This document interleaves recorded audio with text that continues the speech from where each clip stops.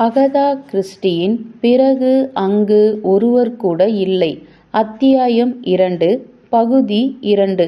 நெட்டை குத்தலாய் போன ஒரு குன்றின் மீது மேலும் சுற்றி சுற்றி இறங்கிய மலைப்பாதையிலும் டாக்ஸியை ஓட்டி பயணித்து ஸ்டிக்கிள் ஹேவன் என்னும் பகுதியை அடைந்திருந்தனர். கும்பல் கும்பலாய் குடியல்கள். ஓரிரு மீன்பிடி படகுகள் கரைக்கு இழுத்து கட்டப்பட்டிருந்தன.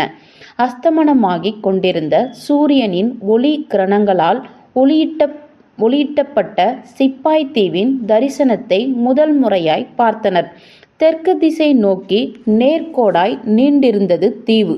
ஓ, இன்னும் ரொம்ப தூரம் போக வேண்டியிருக்கே என்றார் வேரா சிறு அச்சத்துடன். வேரா கற்பனைக்குள் பதிந்திருந்த தீவின் காட்சியை வேறு கரையை ஒட்டியிருக்கும் பற்பல மாட மாளிகைகளும் கூட கோபுரங்களும் கொண்டு நவ நாகரிகமாய். ஆனால் இங்கிருந்து பார்க்கும்போது தீவில் ஒரே ஒரு வீடு கூட தென்படவில்லை. எல்லை கோடுகள் மட்டும் கொண்டு விவரம் தெரியாது தோன்றும் ஓர் ஓவியமாய் பாறைகள் மட்டுமே கண்களில் பட்டன. அவை கவிழ்ந்து கிடக்கும் ஒரு இராட்சசனின் தலையை நினைப்பூட்டின. கொஞ்சமாய், ஆனால் நிச்சயமாய் நடுங்கினார் வேரா. ஒரு சிறிய உணவகத்தின் வாசலில் 3 பேர் உட்கார்ந்திருந்தனர். சற்று கூன் விழுந்து வளைந்த ஒருவர் முதியவர். ஜட்ஜ் நெட்டை குத்தலாகவே உட்கார்ந்து பழகியிருக்கும் பிராண்ட். மேலும் 3ஆமவன் கள்ளங்கபடம் பேசி அறியாத வெகுளி முகம், நல்ல குண்டு, தானாக முன்வந்து அறிமுகப்படுத்தி கொண்டான். அவன் உங்களுக்காக காத்திருக்கலாம்னு முடிவு செஞ்சோம் என்றான். ஒரே பிரயாணமா போகும். அதனால என் பேர் டேவிஸ். பிறப்பால் தென்னாப்பிரிக்கன், நாடல் பகுதி என்று விட்டு ஹஹா என காற்றை கிழித்து கொண்டு சிரித்தான்.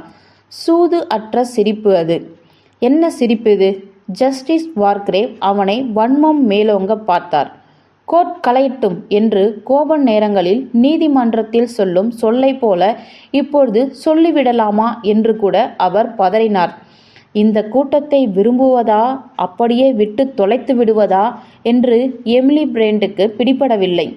நாம் கிளம்புறதுக்கு முன்னாடி ஒரு சின்ன மது விருந்தோப்பிக்க கேட்டான் டேவிஸ். இதற்கு ஒருவரிடம் இருந்தும் ஆமோதிப்பு கிடைக்காததால், அப்படின்னா இனி தாமதிக்க கூடாது என்றவன் திரும்பி விரல்களை தூக்கி காற்றில் அசைத்தான். நம்ம ஐயாவும் அம்மாவும் அங்கே காத்துக்கிட்டு இருப்பாங்க என்று சொல்லி கொண்டான். விளக்க முடியாத ஒரு திடீர் இறுக்கம், ஒரு கட்டுப்பாடு, தடை கூடியிருந்தவர்களிடம் விளைந்து விட்டதை டேவிஸ் கவனித்திருக்க கூடும். ஐயா அம்மா என்ற வார்த்தைகளை சொன்னதுமே விசித்திரமான ஒரு முடக்கம் இவர்கள் அனைவரிடமும் உண்டாகிவிட்டதை போன்ற ஒரு நிலைமை. சைகை காட்டி அழைத்த டேவிஸின் அழைப்புக்கு பதிலாய் அருகிலிருந்தவர் சுவர் ஒன்றில் அப்படியே ஒட்டிவிட்டதை போல சாய்ந்து நின்று கொண்டிருந்தவன் ஒருவன். அதிலிருந்து விலகி இவர்களை நோக்கி வந்து நின்றான்.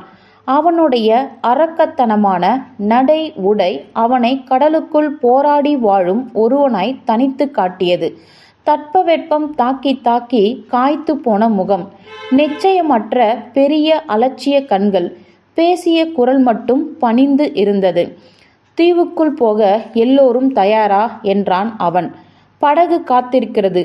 இன்னும் 2 பேர் கார்ல வந்துக்கிட்டு இருக்காங்க. ஆனா பரவாயில்ல, அவங்க எப்போ வேணும்னாலும் வந்து சேரலாம். ஆகையால அவங்களுக்காக காத்திருக்க வேண்டாம் என்பது போல ஓவனின் கட்டளை. இப்போது எமிலி பிராண்ட் கேட்டார். அது ரொம்ப சின்ன படகால இருக்கு. ஹோ, அவ ஒரு அற்புதமான படகு மேடம் என்றான் பதிலுக்கு பெருமையாய் கண் சிமிட்டி. நேரத்தில் பிளைமுத் போய் சேர்ந்துடலாம். அத்தனை வேகம் தெரியுமா? நீதிபதி வார்க்ரேவ் கராராய் சொன்னார். ஏன்பா, நாங்கள் நிறைய பேர் இருக்கோம்ப்பா. இதை போல 2 மடங்கு கூட்டத்தை அவ சுகமா சுமப்பா சார். பிலிப் கிளாம்பர்ட் அவனுடைய இனிமையான குரலில் அருகில் இருப்போரிடம் அமைதியாய் சொன்னான். யாரும் அதிக குண்டு கிடையாது. அதி அற்புதமான சூழ்நிலை. கிளம்பலாமே. தனது சந்தேகம் குறையாமலேயே மற்றவர்கள் உதவியுடன் தன்னை படகுக்குள் போட்டுக்கொண்டார் பிராண்ட்.